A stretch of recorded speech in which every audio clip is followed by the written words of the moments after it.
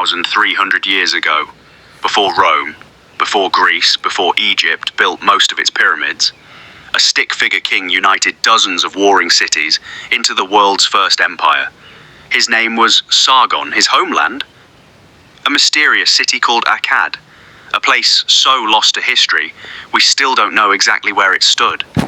This is the story of the Akkadian Empire. 2. Our story begins in Mesopotamia, Greek for land between rivers. The Tigris and Euphrates cut through modern-day Iraq, creating fertile soil in an otherwise dry, unforgiving landscape. This region is often called the cradle of civilization, and for good reason. It's here that writing, law codes, and cities were born. 3.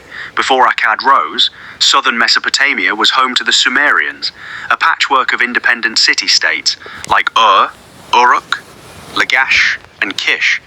Each had its own king, its own gods, and its own army. They cooperated sometimes, but mostly they fought over land, water, and pride. Mesopotamia was fractured. It needed something to pull it together. 4. Legend says Sargon was born to a humble mother, placed in a basket, and set adrift on a river, a story strikingly similar to the later tale of Moses. Whether myth or memory, Sargon rose from obscurity to become cupbearer to the king of Kish. But he had bigger ambitions.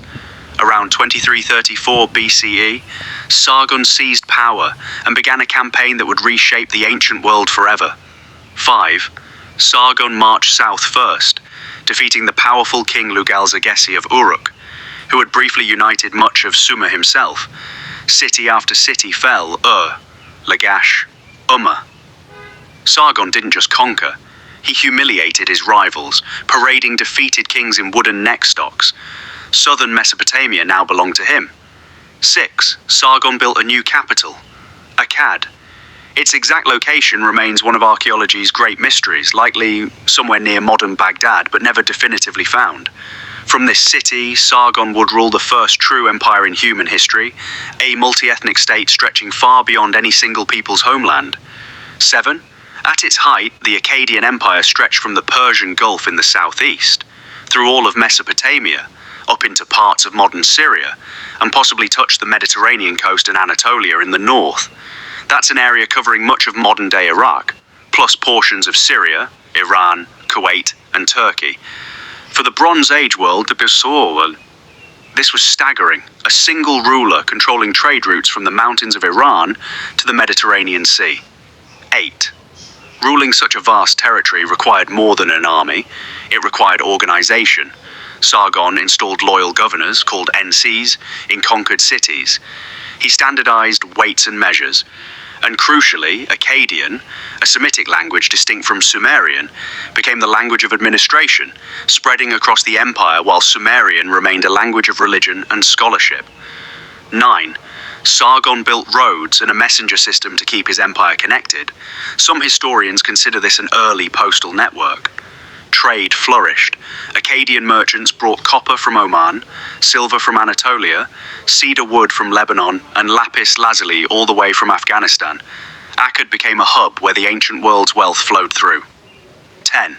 The empire reached its peak under Sargon's grandson, Naram-Sin, around 2254 BCE. He was such a successful conqueror that he did something no Mesopotamian king had dared before. He declared himself a living god.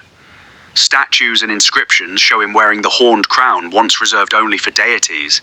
His famous victory stele depicts him larger than his soldiers, larger than the mountains, crushing his enemies underfoot.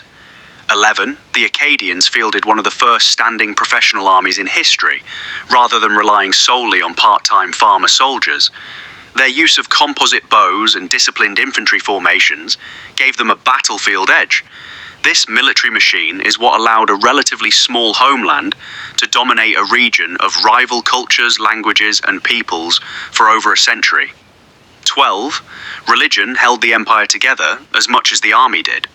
The Akkadians worshipped many of the same gods as the Sumerians: Enlil, god of storms and kingship, and Shamash, the sun god of justice. But it was Ishtar, goddess of love and war, who became especially associated with Akkadian royal power, believed to personally favor Sargon's dynasty. 13. No empire lasts forever. and Akkad's grip began loosening after Naram-Sin's death. His son, Shar-Kali-Shari, faced constant revolts. Conquered city-states, never fully loyal to begin with, saw their chance to break free. Ancient texts describe chaos. Who was king? Who was not king?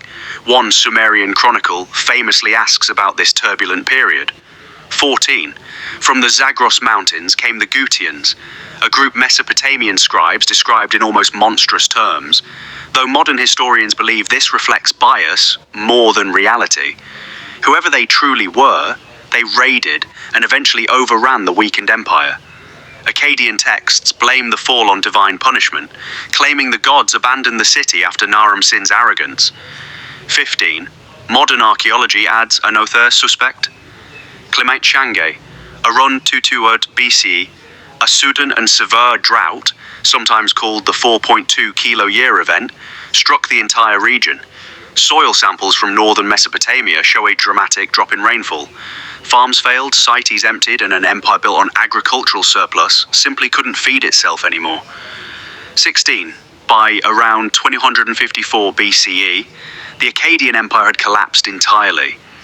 The city of Akkad itself faded so completely from the map that, to this day, archaeologists have never conclusively located its ruins.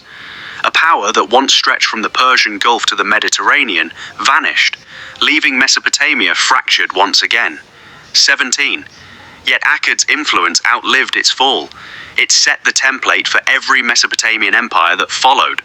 Babylon, Assyria, and beyond all borrowed Akkadian administrative ideas, royal titles, and religious traditions.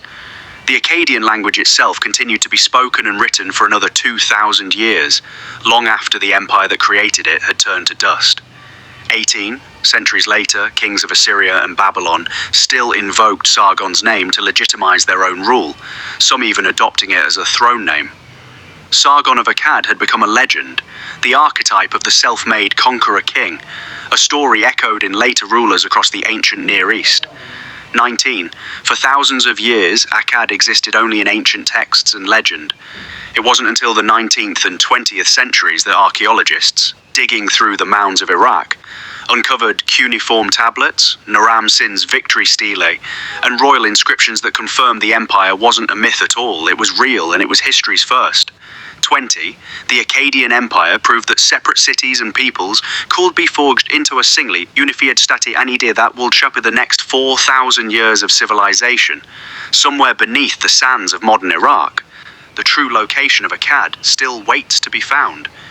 If you enjoyed this journey into history's first empire, subscribe for more and let me know in the comments what ancient empire you want to see next.